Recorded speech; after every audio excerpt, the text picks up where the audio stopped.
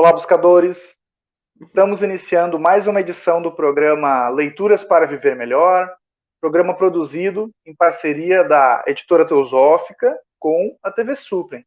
TV Suprem, que é o canal de comunicação da União Planetária, canal 2 da NET em Brasília. E se você estiver acompanhando pelo YouTube, não deixe de curtir o vídeo, se inscrever no canal, e assim você nos auxilia a produzir cada vez mais conteúdo de qualidade para todos vocês. E hoje nós iremos conversar um pouquinho com a Maria Tereza. Tudo bem, Maria? Seja bem-vinda. Obrigada. Boa tarde, Charles. O prazer é todo nosso. Nós que agradecemos a sua disponibilidade, né, em trazer sua partilha hoje.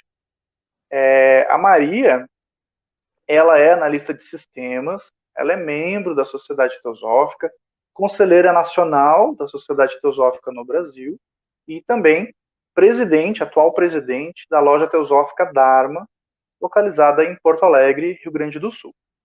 E o livro que ela escolheu para conversarmos hoje chama-se Procura o Caminho, de autoria do Reutt Mehta, publicado no Brasil pela Editora Teosófica. Maria, esse livro ele está relacionado a um outro livro, né, que é a Luz no Caminho. Eles dois têm uma relação, tem uma espécie de referência ali, né, através de comentários e explicações. Mas você me falou um pouquinho antes da gravação que não são simples comentários, é muito mais do que isso. Fala um pouco para nós sobre a obra, para quem não conhece. Esse livro, né? Eu sempre gostei do livro Luz no Caminho, né? Que ele é um livro bem sintético, né? Porque as frases essenciais dele são sintéticas. Então ele dá vazão que a gente procure aprofundar, procure desvendar o mistério daquelas frases, né? E o livro Procura o Caminho, ele dá ênfase em alguns aspectos do livro Luz no Caminho. Então, me chamou atenção quando eu comecei, quando eu li ele, todo eu sempre fiz uma teosofia meio psicológica, né?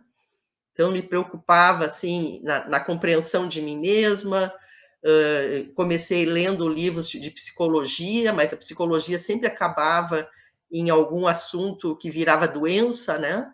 Era focada na doença e não na saúde, né? E então eu procurei dentro da teosofia essa psicologia da saúde, né? Essa psicologia do espírito também, digamos assim, né? E quando eu li o Procura o Caminho, eu encontrei ele deu ênfase em alguns aspectos que permeava esse caminho psicológico, né? E um deles é o caminho da solidão, são os momentos de solidão, né? O buscador, ele tem alguns momentos no caminho em que ele está em completa solidão. Alguns livros, né, falam da solidão absoluta, né? Outro aspecto é o aspecto que ele fala dos furacões, né? Das situações da vida que se apresentam de uma maneira assim que como desafios que parecem maiores do que a gente pode dar conta, né? E ele comenta sobre essas situações e ajuda a gente a compreender o aspecto interior que está acontecendo, né, dentro desses processos, né? Então, para mim, toda vez que eu tinha alguma dificuldade, eu passava por alguma situação assim mais contundente na vida, eu pegava esse livrinho e dava uma folheada e buscava aquela compreensão de novo para tentar entender um pouco esse momento, né? Então, nesse sentido que eu escolhi ele, porque ele foi muito significativo para mim. Interessante. Pois é, você falou dessa visão mais psicológica. O Reutt Mehta, ele é um autor relacionado ao movimento teosófico e ele pertence, assim, né, ao que se chama didaticamente de terceira geração. Ele foi amigo, né, do Jiddu Krishnamurti. E ele tem essa abordagem, assim como os autores dessa terceira geração, né, o Shriram, Radha Burnier, Krishnamurti, ele tem essa abordagem mais psicológica. Eu penso que também isso seja muito influência das tradições orientais, que as tradições orientais, eu que sou um leigo, conheço, né, pouco das tradições orientais diretamente, né, conheço um pouco daqui, um pouco dali, mas elas me parecem ser um grande sistema psicológico, né, um grande sistema, claro, uma psicologia transcendental, que fala também da alma, do espírito, mas um grande sistema que pode nos auxiliar a resolver toda essa bagunça interna que todos nós temos, e como você falou, né, uma psicologia focada na manutenção da saúde. Então, não necessariamente esperar ficar doente para tratar a enfermidade, né, mas você viver de tal maneira a preservar essa saúde. De que maneira que esse livro, nesse sentido, Maria, pode auxiliar o leitor? Que conceitos que ele apresenta? O que você pode dizer para nós sobre isso? Bom, ele começa, né, com o próprio título do livro, né, que foi tirado de uma frase, né, do Luz no Caminho, que é a frase procura o caminho, né? Então, para mim, esse título, ele mostra que a gente não encontra a realidade, não encontra respostas, não conhece a si mesmo se a gente não estiver procurando, né? Então, a busca é o que move. Se a gente quer encontrar alguma coisa, a gente tem que estar procurando. E não é uma procura de um dia, né? É uma procura até encontrar, digamos assim, né? Então, na verdade, ele se transforma num processo de longo prazo, né? É alguma coisa que é radicalmente importante para nós, para que a gente consiga manter essa direção, né? Ele fala no livro, né, em algumas situações de manter o entusiasmo, né? Que a gente nem sempre é capaz de manter o nosso entusiasmo é que nem a dieta, né? A gente segunda-feira começa a dieta, vai até sexta-feira, sábado e domingo a gente abre um precedente para comer, fazer mais uma sobremesinha, na segunda-feira a gente já esqueceu que está de dieta. E a vida espiritual funciona meio assim também. Às vezes a gente começa, tem pessoas que vêm com muito entusiasmo, querem abraçar o mundo num dia, querem aprender tudo, e quando tu vê aquela pessoa que tem menos entusiasmo, não é que tenha menos entusiasmo, mas tem um entusiasmo mais constante, né, e mais leve, ela vai mais adiante daquele grande entusiasmo inicial, né? Então, esse entusiasmo, ele tem que ser uma coisa natural. Todo o caminho espiritual, ele tem que vir de uma coisa que venha do nosso interior, né? Que seja importante para o nosso interior, porque só assim a gente vai conseguir ter essa manutenção, né? Então ele coloca assim que às vezes a gente quer fazer grandes coisas, né? Mas a gente não dá bola para as coisas do dia a dia. E que essa busca espiritual, ela está no nosso dia a dia, né? E que quando a gente consegue buscar um significado, né? Olhar essa vida com um olhar mais amplo, a gente começa a perceber dentro dessa vida significados que antes a gente não se dava conta. Então, na verdade, essa busca espiritual, ela é um se dar conta de coisas que já estão na nossa frente e que a gente não enxerga, né? Mas para isso a gente tem que estar atento, interessado e com um certo entusiasmo, né? Uma coisa que me chamava atenção, assim, quando eu comecei na teosofia, o pessoal falava em algumas palestras sobre o estado de adormecimento, né? Então, o nosso estado natural seria um estado de adormecimento. E eu ouvia a palestra e eu me perguntava: será que eu estou adormecida ou eu não estou adormecida? Porque aí a dúvida, né? Será que eu estou tão avançada porque eu não me achava adormecida? Então aquilo ali despertou em mim uma curiosidade, né? E se eu tiver adormecida e não estou sabendo, né? E aí uma das coisas que eu queria saber exatamente também era se eu estava adormecida ou não, né? Então, mas o meu processo ele foi muito no sentido de autoconhecimento, né? De procurar olhar para dentro e tentar buscar uma sinceridade comigo mesma e que as coisas fossem verdadeiras, né? O meu compromisso sempre foi com a verdade. E ele coloca nesse texto que a busca do caminho, né, é uma busca por Deus, pelo mestre ou pela verdade, né? Eu me achei interessante porque a minha começou pela verdade, né? Então eu queria saber a verdade a realidade da vida, se fosse ela qual fosse, né? E queria fazer esse processo com sinceridade, né? Então, comecei na vida diária com aquele processo, né, buscando as coisas, e quando tu vê, cada situação da vida começa a se transformar, porque aquilo que era uma dificuldade começa a se transformar numa oportunidade, né? Você comentou antes a questão dos sonhos, né? O que me chama a atenção, a questão dos sonhos, é que quando a gente sonha, muitas vezes, um sonho muito realista, a gente não consegue perceber, realmente, como você disse, né? Será que estou sonhando? Porque a gente não consegue perceber o que é realidade e o que não é.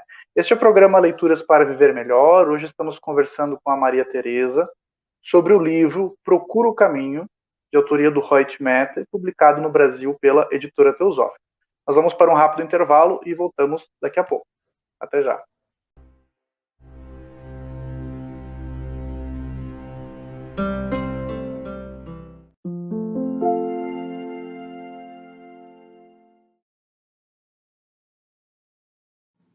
A Editora Teosófica está com uma grande novidade para seus leitores. A revista Sofia, publicação que há quase 20 anos apresenta temas relacionados à espiritualidade, autoconhecimento, religiões, ciência e filosofia, agora está disponível também na versão digital.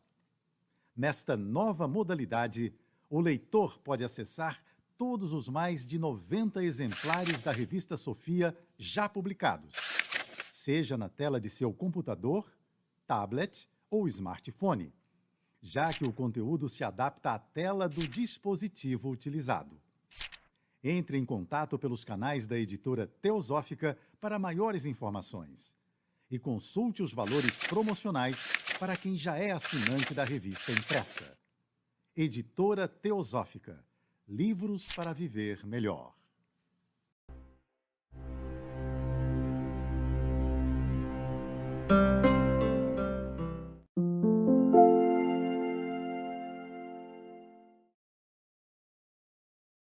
Estamos de volta. Programa Leituras para Viver Melhor. Hoje conversando com a Maria Tereza sobre o livro Procura o Caminho, de autoria do Reuert Mehta, publicado no Brasil pela Editora Teosófica. Maria, procura o caminho. Muitas pessoas com certeza estão pensando agora, né? Mas que caminho é esse, né? Onde e como eu devo procurar? E que caminho é esse, né? Você disse que é necessário que a busca, né, esse movimento de buscar, ele é necessário para que a gente se movimente. Então, quem está nos ouvindo, o livro traz algumas dicas para a gente compreender melhor que caminho é esse, que busca é essa, como proceder? A gente vive uma vida e a gente, eu acredito sempre que a gente está no nosso melhor momento, né?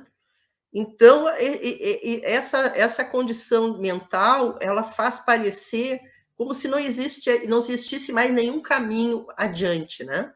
Então, ela cria uma situação em que a gente busca uma segurança, né? E essa segurança é se manter aonde a gente está. O caminho espiritual, a grande dificuldade dele para a entrada no caminho, ele que é um caminho em que o nosso interior vai ser renovado. Né? Nós vamos trocar os valores mundanos pelos valores mais profundos. E essa renovação ela não consegue ser feita de fora para dentro. Né? Existe um momento, existe a vida comum, existe a vida que a Anibesa chama do Dharma, né, em que a gente consegue fazer algumas mudanças psicológicas e morais ou éticas, né? Mas existe a terceira etapa do caminho, que é o caminho em que o nosso eu pessoal vai dar lugar ao nosso eu espiritual, digamos assim, né? E esse caminho é um caminho em que o ego pessoal ele vai ser varrido, de certa maneira, né? Esse movimento, o ego pessoal se dá conta e ele fica se apegando àquilo que ele já é. Então, ele coloca que é preciso criar um vazio, né? O que é esse vazio interior? O vazio interior, nossa parte espiritual está acima da mente. Então, até a mente, as emoções, são nossa parte falante, né? As emoções estão sempre entrando em ebulição, a mente está sempre dizendo que a gente tem razão, dando nossas opiniões, mas entre a opinião e a verdade há uma grande distância, né? A verdade tem uma profundidade muito maior, uma amplidão muito maior do que as nossas opiniões, né? Então, para que esse caminho possa acontecer, tem que existir uma certa entrega, né? A gente confiando, né? Tendo, nesse caso, livros que nem o Luz no Caminho, livros como o Procura o Caminho, né? Que tu vê que não tem nenhum interesse além de nos mostrar o processo interior que acontece, tu conseguir confiar nesse processo e se entregar nesse processo, né? Interiormente, né? Exteriormente, nós vamos levar a nossa vida comum, vamos fazer nosso trabalho, vamos pagar nossas contas, mas interiormente tem que haver uma permissão para que o espírito possa tomar conta, né? Porque, na verdade, a nossa mente, as nossas emoções levam o espírito de arrasto, né? Então, a gente tem que abrir esse espaço, né, de aceitação interior que faz com que o espírito comece a atuar. A gente estava estudando ciência do yoga, né? E ele diz que quando a gente faz meditação, que existe que o silêncio criado pela meditação, ele vai fazendo uma reorganização interna. Ele vai separando o conhecimento que é mundano, conhecimento que é das palavras. Eu posso falar um monte de coisas e não ter correlação nenhuma com a realidade, né? Mas quando eu falo, parece que aquilo é uma verdade. E o conhecimento real e profundo, né? Então, ele diz que no silêncio a própria mente vai se reorganizando e separando esses conhecimentos, né? Então, o silêncio, ele tem apesar de parecer que nada está acontecendo, ele tem uma importância muito grande. A mente precisa parar para que o espírito possa se espelhar na mente, né? Nos mostrar a realidade profunda. E essa realidade profunda, ela não é pensamento, ela é percepção, né? A Annie Besant, no livro Poder do Pensamento, ela começa o livro falando das crianças, né? E as crianças, quando elas nascem, elas não falam. E como elas não têm nenhuma experiência, né, a não ser ouvir os barulhos através da barriga da mãe, elas também não devem ter muitos pensamentos. Mas elas aprendem numa velocidade incrível, né? O fato de elas não falarem não quer dizer que elas não tenham inteligência. Para mim, as crianças têm, e nós ainda temos também, percepção. Tu olha para as coisas e o nosso mecanismo, além da mente, ele nos mostra o que as coisas são. Mas como a nossa mente está sempre tagarelando, a gente está fincado naquele eu sei, não existe espaço para a gente perceber o novo, né? Então, esse caminho espiritual é um caminho em que a gente se abre para o novo que vai ser trazido das instâncias superiores e apresentado na nossa mente. Mas, para isso, a mente tem que estar em silêncio, né? Então, perceber a importância desse silêncio interior é de vital importância para fazer esse caminho de transição entre aquela personalidade que nós somos e o aspecto espiritual. Eu gostaria também de falar sobre a tempestade, né? A tempestade tem a ver, ele coloca assim: procura pela flor que desabrocha durante o silêncio, que segue a tormenta, não antes. Ela crescerá, se desenvolverá, lançará ramos e folhas, formará botões enquanto a tempestade prosseguir. Enquanto perdurar a batalha, porém, só quando toda a personalidade do homem estiver dissolvida e desvanecida, só quando for mantida pelo divino fragmento que a criou, como mero instrumento de experimentação e experiência, só quando toda a natureza houver cedido e sido submetida ao seu eu superior, é que o botão pode se abrir. Isso aqui ele diz que é a descrição de uma profunda experiência espiritual. Então, a experiência espiritual, ela vai vir no momento de muita dificuldade, né? E qual é o objetivo dela? É dissolver e varrer todo o aspecto que diz respeito à nossa personalidade. E a nossa personalidade é aquela parte que fica reclamando da vida, que fica brigando contra situações, né? Que quer impor o seu modo de agir. E quando acontece essa situação, se a gente pensar no furacão, o furacão ele sempre tem o olho do furacão.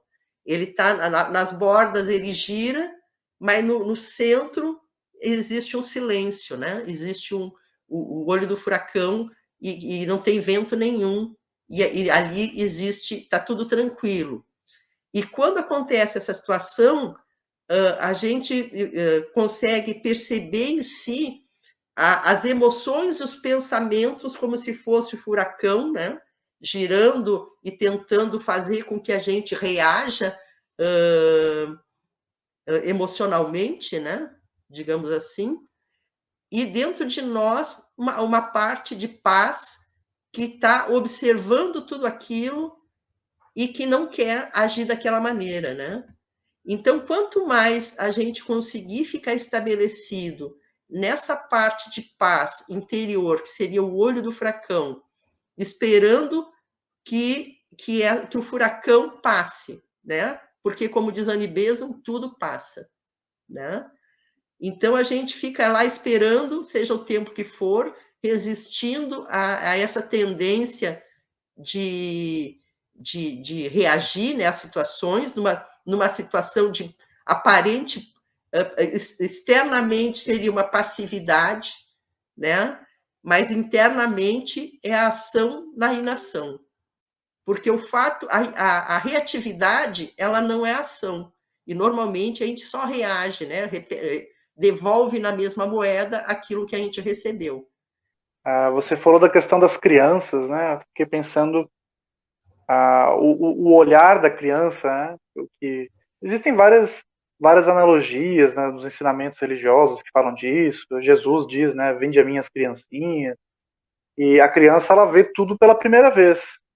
E assim, como diz Blavatsky, né, que a mente assassina do real, né, ó discípulo, mate assassina, porque a gente olha para as coisas, mas não está vendo como se fosse pela primeira vez. A nossa mente já está explicando, é um falador, né? Tá todo momento, isso é um objeto dessa natureza. A gente não deixa a natureza, a realidade, o momento se apresentar. As pessoas também. A gente conhece uma pessoa, a gente já vai comparando ela com outras pessoas que a gente conheceu e já pensa isso e aquilo dela e não deixa, né, se apresentar, não deixa a realidade, a verdade se apresentar Sim. diante da nossa mente e do nosso coração. Maria, gratidão pela sua partilha. Obrigada pelo convite, Charles. Sempre um prazer te encontrar. Igualmente. Esse foi mais um episódio do programa Leituras para Viver Melhor. Hoje conversamos com a Maria Tereza sobre o livro Procura o Caminho, de autoria do Roy Metto, publicado no Brasil pela editora Teosófica.